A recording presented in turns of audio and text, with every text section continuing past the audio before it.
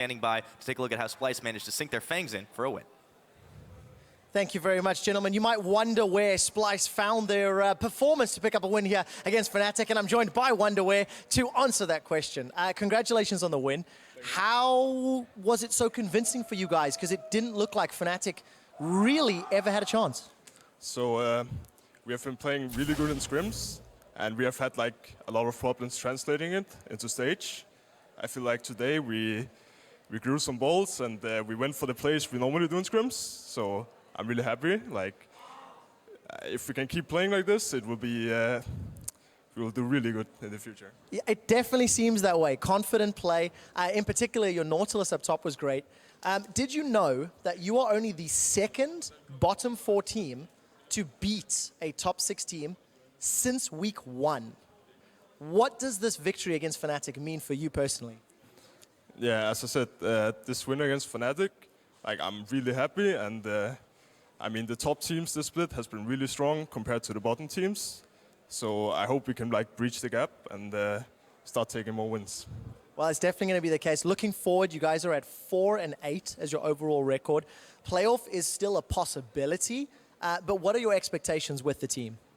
Like, of course, my expectations now that we are like 4-8 is to stay in the LCS and then keep improving.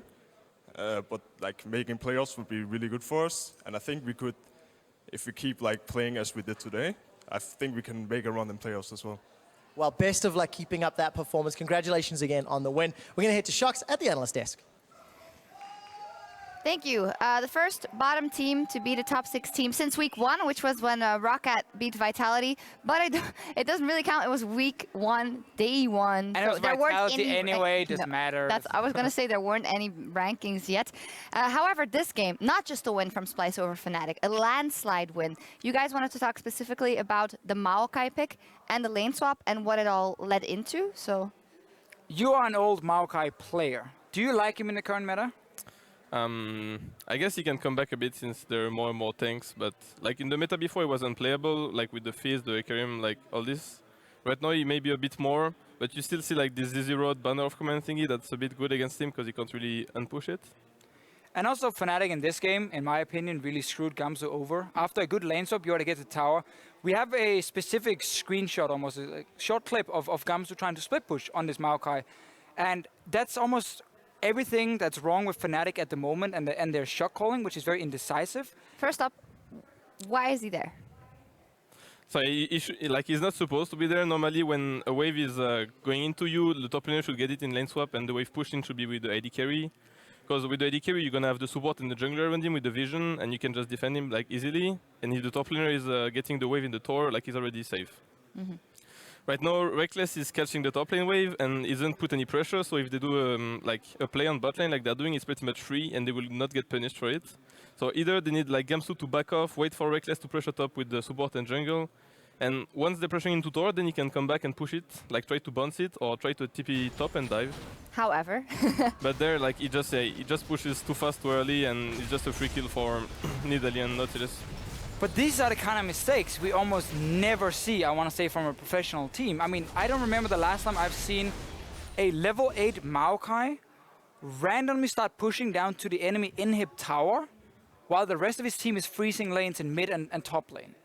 Like, that shot calling is just completely off to me. Like, how that can ever happen, even how Gamsu can even think, I should go here and do this. Like, even if Reckless is literally telling him, go push that wave because whatever, we need to reset it.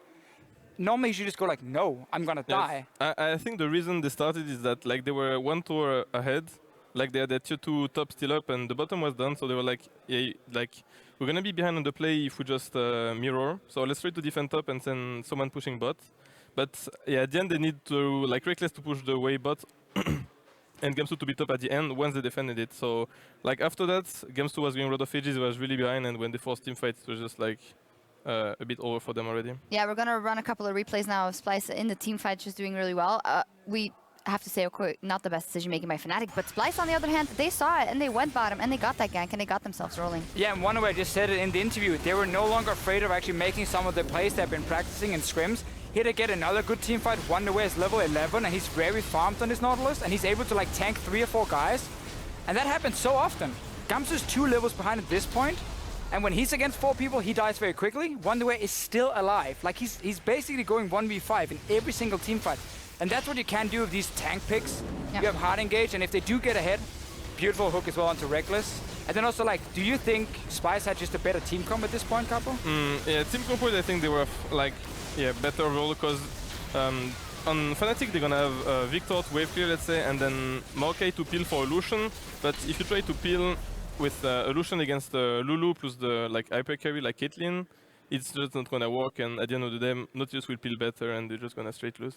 And when you have these tanks now in the top lane coming in, yes, they are very strong at this point, but a tank has always had that issue. If he does fall behind, he can't follow up with the DPS. Because there's often 1, 2, 3 DPS characters dealing damage to him. So he needs to actually be even or ahead to be tank enough to do what Wonderware tried to do.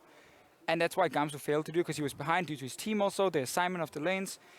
And I also really like the Braum pick against Victor and Lucian, because in teamfights you block so much of their damage. Victor laser, calling from Lucian, you make it very difficult for them to actually deal damage, and allowing again this front line of Splyce to just let their carries have enough time to kill Gamsu and then the rest of the team. Yeah, fantastic pick, Braum. We've seen it in so many games already. Final thoughts, Splyce?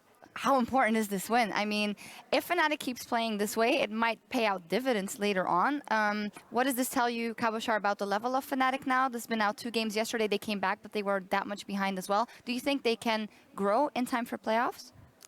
Yeah, I guess they could. Like, a lot of their games lately have been kind of messy. Like, I don't think there was a clean game from them, just like winning from everything. There's been the game yesterday where they came back. I think a game as well with Caitlyn where he was behind with Reckless, and then they came back as well with Lulu. So yeah, they need to, I don't know, like get their shit together. Mm-hmm. The All stuff right. together. Yeah, they need to get their stuff together. For Splyce, though, fantastic win for them. And as we take a break to set up for Roccat versus G2 Esports, Perk tells us how he's not underestimating his upcoming opponents. I think Roccat has one of the best early games in whole LCS. Like, they almost always had like 2 or 3 kill gold. Even like in lanes they do good, and they have like good laners. They just get ahead, and then they seem to be lost in the map. So Roccat doesn't know how to use split push or like use TP's advantage or overall just rotate around the map. They always get caught in, and they just throw. I don't know how it's impossible actually. It's really strange, but I don't think they are to be taken lightly because they have shown good performance versus every team almost. So.